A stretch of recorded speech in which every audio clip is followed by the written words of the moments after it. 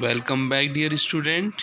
Employment law subject के अंदर आज जो हम टॉपिक पढ़ रहे हैं ट्रेड यूनियन एक्ट 1926। ये जो ट्रेड यूनियन एक्ट है 1926 से रिलेटेड कुछ क्वेश्चंस हैं। जैसा कि फर्स्ट क्वेश्चन क्या है, write a short note on historical background of Indian trade union. Second question है, define the trade union act, explain the procedure of registration of trade union and privilege of registration trade union. What are the object on which funds of trade union may be spent? तो most of जो question है trade union से related हैं। सबसे पहले मैं आपको यहाँ बता देता हूँ कि जो हम क्वेश्चन करेंगे, पहले हम क्वेश्चन का सेकंड पार्ट करेंगे, define the trade union act and explain the procedure. फिर उसके बाद उसका हिस्टोरिकल बैकग्राउंड और उसके जो जनरल फंड हैं हम उनको समझेंगे। तो सबसे पहले आपको ये समझना होगा कि जो ट्रेड यूनियन है वो है क्या, और at present trade union act जो है वो कहाँ कहाँ पे लागू है। सबसे पहले हम पढ़ रहे हैं object, to provide for the registration of the trade union, define law relating to registered trade union. कि जो ट्रेड यूनियन रजिस्टर्ड हैं ट्रेड यूनियन एक्ट के अंदर, उनकी एप्लीकेबिलिटी कहाँ कहाँ होगी। Trade union means any combination whether temporary और permanent formed or primarily for the purpose of regulating the relationship between workman employer, for imposing restrictive condition on the conduct of any trade and business, include any federal of two or more trade union। देखो किसी organisation के अंदर जो आपका employer है, employee है, जिसको हम वर्कर भी बोलते हैं, उनके बीच जो रिलेशन है उस रिलेशन के रिगार्डिंग कुछ रेस्ट्रिक्शन हैं, कुछ कंडीशंस हैं जो उनको फॉलो करनी पड़ती हैं दोनों को। तो उनके कंडक्ट के रिगार्डिंग बिजनेस के अंदर क्या कंडक्ट उनको रखना है, कोड ऑफ कंडक्ट रखना है, तो उसको कंट्रोल करने के लिए ट्रेड यूनियन बनी है। डेफिनेशन की बात करें, it is a association either of employ और एम्प्लॉयर और independent worker. It is relatively permanent formation of worker, an organisation of worker acting collectively who seek the protect and promote their mutual interest through collective bargaining। कि एक association होती है trade union, इसमें employer employee होते हैं और independent worker भी होते हैं, जिनका फॉर्मेशन किया जाता है ट्रेड यूनियन का। उनका पर्पस क्या रहता है, to seek the protect and promote their mutual interest. कि जो वर्कर हैं या ऑर्गेनाइजेशन, उनके इंटरेस्ट को प्रोटेक्ट करना through collective bargaining. Mode of registration में हम आते हैं कि रजिस्ट्रेशन ऑफ ट्रेड यूनियन जो है कंपलसरी नहीं है। फिर भी यदि ट्रेड यूनियन का आपको रजिस्ट्रेशन कराना है तो आपको मिनिमम 7 वर्कर या वर्कमैन होने चाहिए रजिस्ट्रेशन के लिए, ट्रेड यूनियन के लिए। यहाँ पे एक चीज़ और ध्यान रखनी है आपको कि जो ट्रेड यूनियन के अंदर जैसे वर्कर की हम बात करें तो रिक्वायरमेंट तो रहती है 10% रहती है, और मिनिमम जो है 7 वर्कर जरूरी हैं। The application of registration should be in a prescribe form and accompany with prescribed fees, a copy of rule of union sign by 7 at least member, statement containing. कि जो एप्लीकेशन फॉर्म रहेगा वो prescribe form में fill किया जाएगा fees के साथ, और उसकी जो साइन होंगे 7 एटलीस्ट मेंबर के साइन होंगे, और उसमें क्या क्या मेंशन होगा, name, address and occupation of the members, ठीक है ना, name of the trade union and address of its head office, title, name, age, address and occupation of office bearer. तो यहाँ पे आप देखें तो मोस्ट ऑफ हम क्या ट्रेड यूनियन के बारे में इंफॉर्मेशन यहाँ पे देंगे। वो इन्फॉर्मेशन जो होगी उसमें मोर देन 1 ईयर का यदि स्टेटमेंट एंड एसेस लाइबिलिटीज है तो वो भी हमें देना होगा। Register can ask for the further information, register check the all information is correct and complete, the proposed name does not resemble. कि कहने का मतलब ये है कि रजिस्ट्रार क्या करेगा, कुछ और भी इन्फॉर्मेशन चाहिए होगी वो मांग सकता है, और यदि उसे लगता है कि ट्रेड यूनियन का जो नेम है, नेम उपयुक्त नहीं है, तो वो उसको करेक्शन के लिए भी बोल सकता है। और यदि इन सब चीज़ों के बाद रजिस्ट्रार जब सेटिस्फाइड हो सकता है तो वो इशू कर सकता है certificate of registration. When the register is satisfied he issue A certificate of registration. अब हमने पढ़ा कि ट्रेड यूनियन होता क्या है, उसके लिए मिनिमम कितने मेंबर का होना ज़रूरी है। अब हम ये पढ़ेंगे कि ट्रेड यूनियन की हिस्ट्री क्या है। इंडियन ट्रेड यूनियन एक्ट जो 1926 है उसकी यदि हिस्ट्री के अंदर चलें, the passing of Indian trade union act 1926 is a important landmark in the history of the trade union movement in the country. कि इंडिया की हिस्ट्री में ये फर्स्ट एक्ट था जिसमें ट्रेड यूनियन की बात की गई। The trade union act generally enhance the status of trade union in the workman imagination and in the public minds.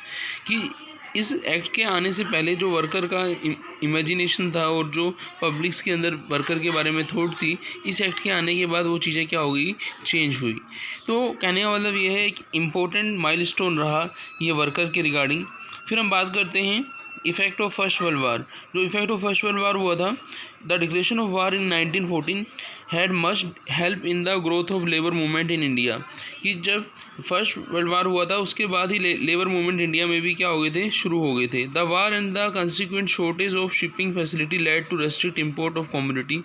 There was a considerable increase in the price of essential commodity like salt, cotton, cloth, kerosene, etc. The capitalists were making enormous profit and cost of living was steadily increasing and wages lagged behind. This economic situation create discontentment and class conscious among the worker, कि जो first world war हुआ था उसके बाद जो goods and services की बहुत कमी हो गई थी, इंपोर्ट को बढ़ावा नहीं दिया जा सकता क्योंकि महंगाई बहुत ज़्यादा थी। जो एसेंशियल कमोडिटी थी, सोल्ट, कॉटन, क्लॉथ, केरोसिन, उनके प्राइस भी बढ़ गए थे। इसके बावजूद भी वर्कर को सही पेमेंट नहीं मिल रहा था। The economic situation create discontentment and class consciousness among the worker. Their low standard of living was lower further, कि उनका जो लिविंग स्टैंडर्ड था वो दिन ब दिन क्या होता था और लो होता जा रहा था। The consequent distress of worker whose wage were not correctly corresponding increases generated a series of strike waves in 1918 and 19, कि 1918 और 19 में मोस्ट ऑफ वर्कर ने क्या किया था, स्ट्राइक कर दी थी इस कारण से। तो आपने देखा कि ये एक बेस था किसके लिए, ट्रेड यूनियन के जन्म के लिए एक बेस था ये फर्स्ट वर्ल्ड वार। और हिस्ट्री में यदि हम चलें तो आपका जो बॉम्बे मिल हैंड एसोसिएशन थी, जिसका हमने पहले भी कई क्वेश्चंस में जिक्र किया है, वहाँ पे भी ये डिस्प्यूट्स के रिगार्डिंग कुछ संकेत मिले थे। The condition however is did not improve, therefore another representative was submit the government in 1890 reiterating the demand for 1840 and was signed about 17,000 worker. In the same year the Bombay Hand Mills was established under the presidency of Lokhande. जो mister Lokhande थे वो मुख्य जो president थे, उनकी मार्गदर्शन में ही जो वर्कर थे उन्होंने साइन किया था ये जो ट्रेड यूनियन का एग्रीमेंट था कि लेबर्स की कंडीशन को इम्प्रूव करने के लिए। इससे पहले जो आपका फैक्ट्री एक्ट था, फैक्ट्री एक्ट में बहुत सारी बातें वर्कर के लिए रखी गई थी, लेकिन उनमें अमेंडमेंट की ज़रूरत थी। तो इसी ट्रेड यूनियन एक्ट के कारण ही जो है आपका फैक्ट्री एक्ट में भी कुछ अमेंडमेंट किए गए। और यदि हम फर्स्ट ऑफ ऑल इंडिया में बात करें तो फर्स्ट कॉटन मिल जो इंडिया में स्टिल एस्टेब्लिश हुई थी वो कब हुई थी, 1951 बॉम्बे में। और जो जूट मिल है वो एस्टेब्लिश हुई थी कब, 1855 में बंगाल में एस्टेब्लिश हुई थी। तो कहने का मतलब ये हुआ कि जो लैंडमार्क रहा है ट्रेड यूनियन के अंदर वो प्रोफेसर एस.एन. ध्यानी जो हैं, उन्होंने 1875 में in the history of trade union movement उन्होंने लोगों को इस चीज़ के बारे में अवेयर किया था कि हमें वर्कर के लिए एक यूनियन बनानी चाहिए जो उनके हितों को ध्यान रखे। तो इस पार्ट में हमने history of trade union movement को देखा, जो फर्स्ट पार्ट था। सेकंड पार्ट हमने पहले पढ़ ही लिया था कि ट्रेड यूनियन होता क्या है। अब हम थर्ड पार्ट में चलते हैं कि क्या प्रोसीजर है रजिस्ट्रेशन ऑफ ट्रेड यूनियन का। तो ट्रेड यूनियन का यदि आपको रजिस्ट्रेशन कराना है तो उसके लिए तो मिनिमम मेंबर्स जो हैं वो साइन करेंगे, फॉर्म भरेंगे। इसके अलावा उन्हें क्या करना होगा, उन चीज़ों को हम यहाँ पर डिस्कस करेंगे। What the object which general fund of the trade union में बी स्पेंड, कि जो ट्रेड यूनियन के फंड होते हैं उनको हम कहाँ पे एक्सपेंड कर सकते हैं। General fund can be spend on salary, administrative expenses of trade union, expenses relating to dispute and allegation for the trade union, compensation allowances to members, furtherance of other objective of trade union. कि trade union का जो general fund है उसका salaries के लिए, administrative expenses के लिए, dispute या एलिगेशन के रिगार्डिंग जो एक्सपेंसेस हुए हैं, कंपनसेशन या अलाउंसेस के लिए हम क्या कर सकते हैं, उसको एक्सपेंस कर सकते हैं। अब ऑब्लिगेशन की बात करते हैं। The general fund should only spend in A object specified. The political fund can be said contribution to this fund is not compulsory. The account book and membership register should be kept open for inspection. A copy of alteration done should be sent to the registrar within 15 days of making alteration. कहने का मतलब ये हुआ कि ये जो चीज़ें हैं ये हमें फॉलो करनी होंगी यदि हमें ट्रेड यूनियन का रजिस्ट्रेशन का प्रोसेस पूरा करना है। जैसे जनरल फंड है उसको स्पेसिफाई ऑब्जेक्ट के लिए यूज़ करना, सेपरेट पॉलिटिकल फंड जो उनको सेट करना, और जो आपका बुक्स और मेंबरशिप रजिस्टर है उसको इंस्पेक्शन के लिए चालू रखना, और कोई भी आपको अल्टरेशन करना है उसको रजिस्ट्रार को 15 दिन के अंदर बताना। तो ये सब चीज़ें ज़रूरी हैं। अब बात करेंगे ऑफेंस एंड पेनल्टी की। ऑफेंस एंड पेनल्टी की देखें कि ऑफेंस क्या है, if fail to give any notice और एनी स्टेटमेंट, तो फाइन लगेगा आपका। कितना है आपका, ये जब एक्ट आया था उस समय फाइन अप टू ₹5 था, जिसको बढ़ा के एट प्रेजेंट रिवाइज्ड किया गया है